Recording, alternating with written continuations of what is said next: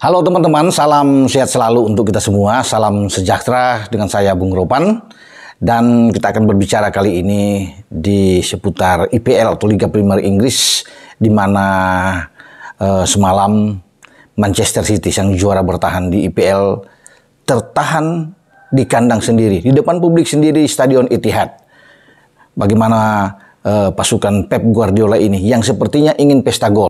Ya, kalau melihat dari pertandingan penguasaan bola yang sangat tinggi, ya dari semua aspek mereka unggul melawan tamunya Crystal Palace. Namun di akhir laga mereka harus keluar lapangan dengan kepala tertunduk, ya, di mana 2 gol balasan dari Crystal Palace membuyarkan mimpi, ya, ambisi, ya, target 3 poin dari Pep. Ya, bagaimana mereka juga harus bisa mengamankan 3 poin ini agar mereka bisa mendekati terus, menekan Liverpool yang berada di puncak klasemen dengan 37 poin. Dengan hanya ketambahan 1 poin, sekarang selisih masih 3 poin di antara City dan Liverpool. Tapi City sudah bermain 17 kali. Liverpool baru akan bermain pada malam hari ini dalam pertandingan big match di Anfield. Mereka menjamu setan merah Manchester United. Dan kalau Liverpool bisa menang, ini selisihnya akan 6 poin karena 40 poin bagi Liverpool, semakin membuat mereka percaya diri untuk mengamankan posisi di puncak klasemen sekaligus membidik, ya, gelar juara pada musim ini. Memang masih ramai, masih panjang, tetapi sayang bagi Manchester City. Seharusnya 3 poin di saat mereka unggul 2-0, Jack Grealish di menit ke-23 mampu menggetarkan gawang Palace, kemudian ditambah lagi oleh Rico Lewis. Ya, Lewis ini bisa memperbesar kemenangan bagi City dan sepertinya mereka akan menang dengan mudah. Tetapi kemudian datang di menit 76 gol balasan dari Mateta, Jean-Philippe Mateta, dan akhirnya ada penalti di penghujung laga. Ini yang sangat menyakitkan bagi City. Di saat penalti itu ada, waktu sudah menunjukkan 90+5 dan ini masa-masa yang sangat krusial dan akhirnya Palace bisa mendapatkan penyeimbang di sini. Michael Olise maju ke depan sebagai penendang penalti dan hanya berjarak sedikit berdiri di depan bola. Sangat yakin, sangat percaya diri, dan dengan kaki kiri dia menaklukkan Ederson Moraes 2-2. Dan pasti sangat kecewa bagi Pep Guardiola.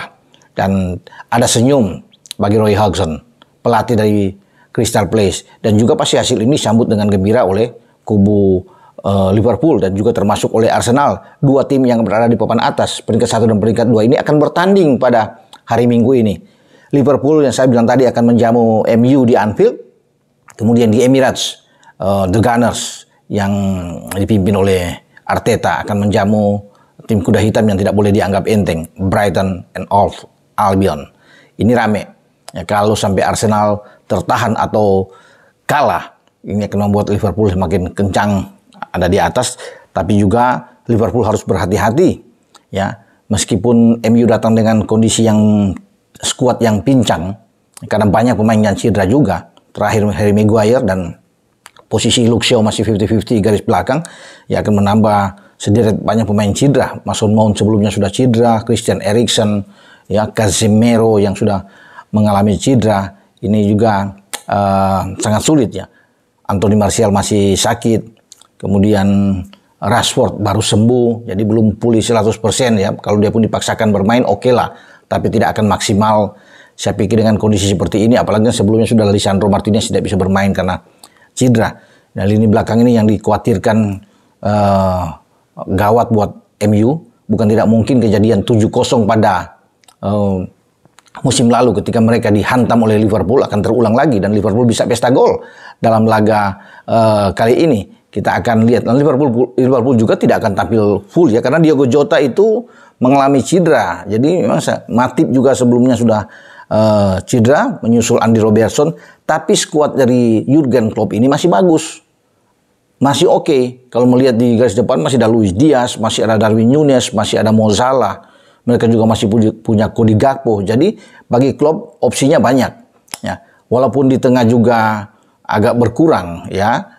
Tapi dengan cederanya McAllister katakan di sini, ya. Namun mereka masih punya Wataru Endo, ya, pemain pelapis yang sangat baik.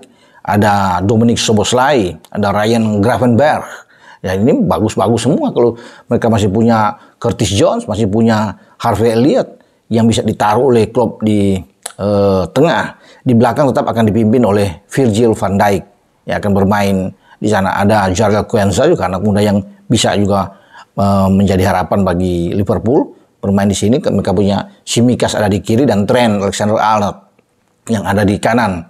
Jadi masih saya pikir dengan kondisi seperti ini Liverpool di atas angin lah. Wajar kalau Liverpool diunggulkan dalam pertandingan ini. Nah bagi MU pasti akan dipaksa untuk terus bertahan. MU akan hanya mengandalkan serangan-serangan balik. Kalau bermain lebih terbuka akan celaka buat MU. Berbahaya untuk pasukan Ten Hag ini. Mereka pasti akan digempur habis oleh anak-anak Liverpool. Karena ini bermain di Anfield, di rumah mereka. Dan dengan sangat konsisten pada musim ini, mereka baru 1 kali kalah dari Spurs. Dan Liverpool tidak akan mungkin ingin terjungkal, malu di depan publik sendiri. Dengan kondisi seperti ini, memanfaatkan kepincangan dari MU, saya rasa posisi Liverpool sangat bagus. Ya, layak untuk diunggulkan, difavoritkan untuk bisa memenangkan pertandingan ini. Tidak perlu saya pikir mungkin Liverpool akan berangan-angan mengulangi pada musim yang lalu dengan 7-0. Liverpool hanya butuh menang dengan skor berapapun. Itu yang dibidik oleh Jurgen Klopp. Ya, karena tetap harus hati-hati. Bukan tidak mungkin juga MU akan membidik mencuri kemenangan atau paling tidak hasil imbang dalam pertandingan ini. Karena Højlund dan kawan-kawan pasti akan bermain di depan. Garnacho, ya mereka masih punya pemain-pemain yang bisa.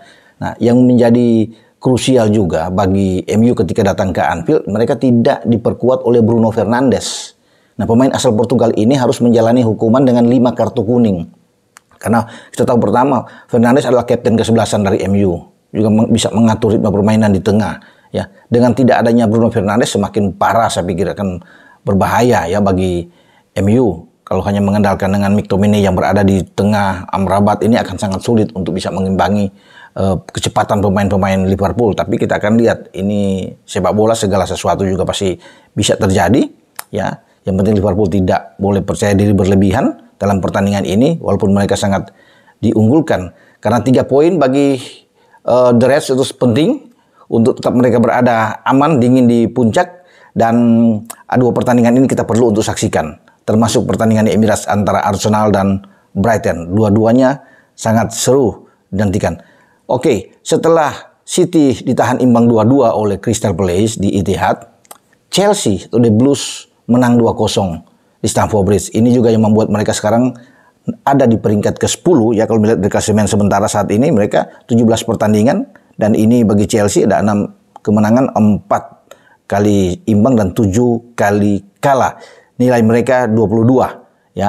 Tapi memang tetap masih sulit, pekerjaan berat bagi Pochettino untuk bisa mengangkat Chelsea masuk, apalagi untuk bisa mendekati zona Champions. Ini pekerjaan yang sangat sulit. Untuk masuk aja mendekati di zona Liga Eropa sudah bagus ya. Jangan berharap banyak mungkin bagi Chelsea untuk masuk ke Liga Champions ya, karena dengan 7 kekalahan berat buat mereka.